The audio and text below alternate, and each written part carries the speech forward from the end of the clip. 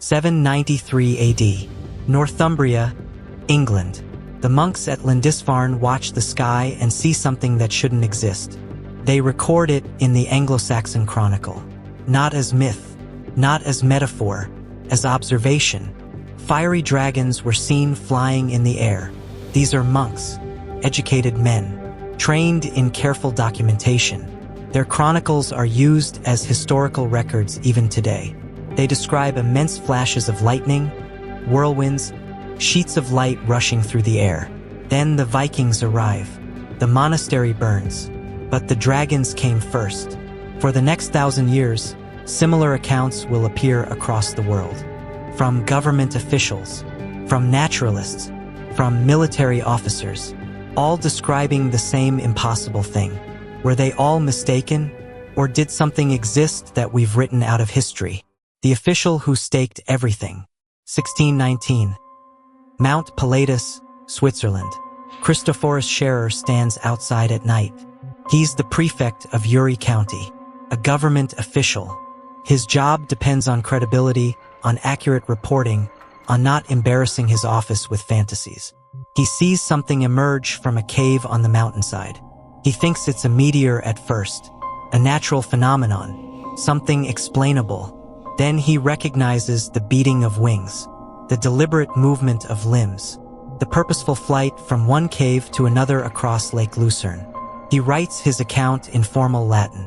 For the official record, a bright dragon, wings beating rapidly, long tail trailing behind, extended serpentine neck, visible teeth in its head, and something else. Sparks scattering from its body like embers from a blacksmith's anvil. He ends his report with this line, "This I write to you in case you should doubt that dragons truly exist in nature."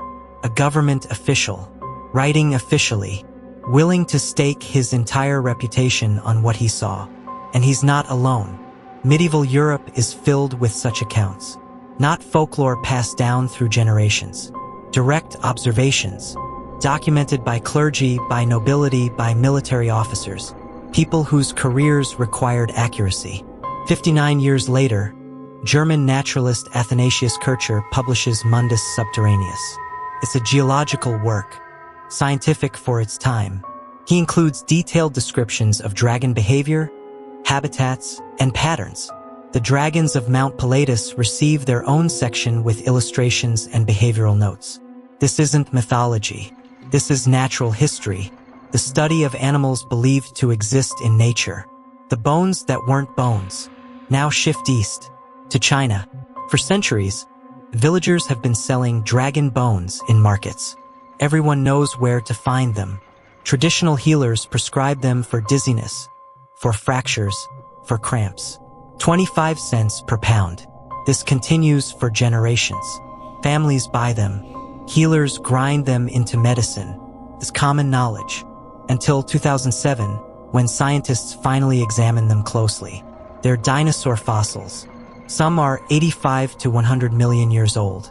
Massive specimens from plant-eating sauropods. When villagers are told the bones are from dinosaurs, they donate 440 pounds of them to researchers. Here's what this proves. Ancient people absolutely found fossilized bones of giant reptiles. That's not in question. It happened. And the skeptic's explanation seems simple, doesn't it? Ancient people found dinosaur fossils, couldn't explain them, and invented dragons. Except that explanation has a problem. Fossils don't fly. What fossils can't explain? The Anglo-Saxon Chronicle describes something in the sky. Multiple witnesses, all trained observers, all recording the same event. Christophorus Scherer describes rapid wing movement, sparked illumination, deliberate flight trajectory from one specific cave to another. Medieval bestiaries don't just describe what dragon bones might look like. They describe behavior, hunting patterns, nesting habits, territorial tendencies. These aren't reconstructions from bones in the ground. These are behavioral observations of living creatures. So yes, ancient people found fossils. That explains the bones. That explains why every culture that discovered massive skeletons tried to make sense of them. That explains dragon bones in Chinese medicine. But it doesn't explain the flight reports from credible witnesses. It doesn't explain why a Swiss government official would risk his career. It doesn't explain consistent behavioral descriptions across cultures that never contacted each other. The pattern nobody addresses. Every major culture describes them. Europe, Asia, Americas, Africa, separated by oceans, divided by thousands of years of independent development. Norse dragons, Chinese dragons, Mesoamerican feathered serpents, Welsh dragons. The details vary. The core template remains consistent. Large reptilian creatures, serpentine bodies, often winged, frequently associated with water or mountains. And these aren't just myths passed down orally, changing with each telling.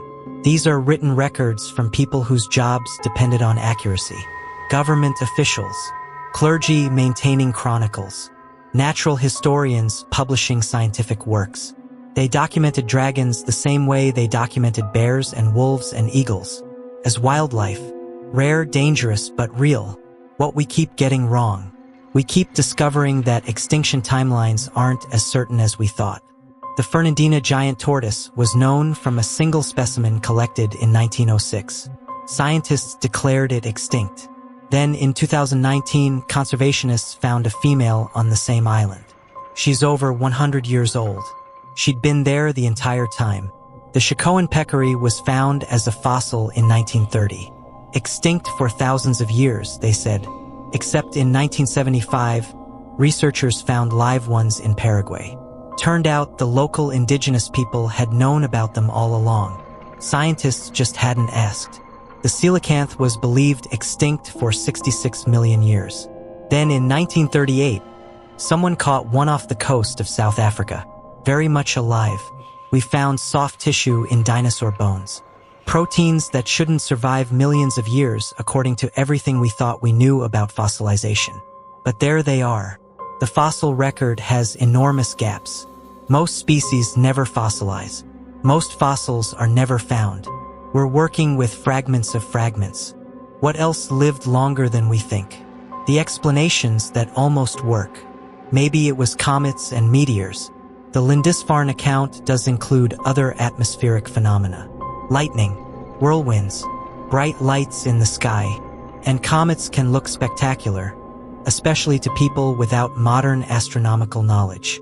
But Scherer specifically notes that he thought it was a meteor first, then changed his assessment when he recognized animal movement. Wing beats, limbs, deliberate flight. Maybe they were exaggerating reptiles they knew. Large snakes exist.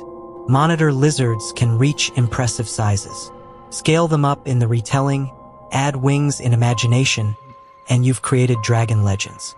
Except these reports come from people who knew local wildlife intimately. They lived alongside these animals. They hunted them, they studied them, and they distinguished dragons from known reptiles explicitly. Maybe it was mass cultural transmission. One person sees something ambiguous, the story spreads, gets embellished, becomes dragon lore that people start believing they've seen. But the accounts come from geographically separated regions, different time periods, different cultures, independent observers with no contact. The consistency suggests something real underlying the reports, even if that something isn't what we call a dragon today. What we're left with, the written records exist, hundreds of them, multiple continents, multiple centuries, multiple independent sources. The fossils exist. Massive reptiles lived. Flying pterosaurs with 30-foot wingspans existed. The descriptions remain remarkably consistent. The monks at Lindisfarne saw something in the sky before the Vikings came. They believed it significant enough to record in their chronicle. Christophorus Scherer saw something cross Lake Lucerne and documented it officially. Knowing his professional reputation depended on credibility. Chinese villagers found bones they called dragon bones. The bones were real, dinosaur fossils discovered and used for centuries. But bones don't fly. Fossils don't beat wings. Remains in the ground don't leave behavioral observations. The fire breathing, probably embellishment, symbolic addition, mythological flourish. But the sightings themselves? The reports from educated, credible witnesses describing large flying creatures they couldn't identify. Those are harder to dismiss entirely. Medieval naturalists included dragons in their scientific works, not in sections on mythology or folklore, in sections on animals, natural history, observable phenomena. They treated dragons as wildlife. Were they wrong? Almost certainly, but they saw something, recorded something, staked reputations on something. The question that remains: what flies through old records and ancient accounts, leaving traces but never conclusive proof? Why do the reports remain so consistent across time and space? The fossils tell us large reptiles lived millions of years ago. The records tell us educated observers reported seeing them much more recently.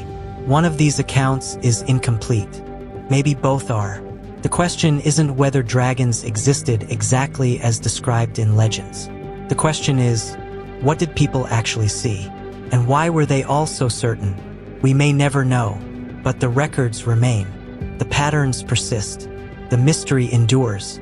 And somewhere between the bones in the ground and the words in old chronicles, something real happened that we still can't fully explain. The story doesn't end here.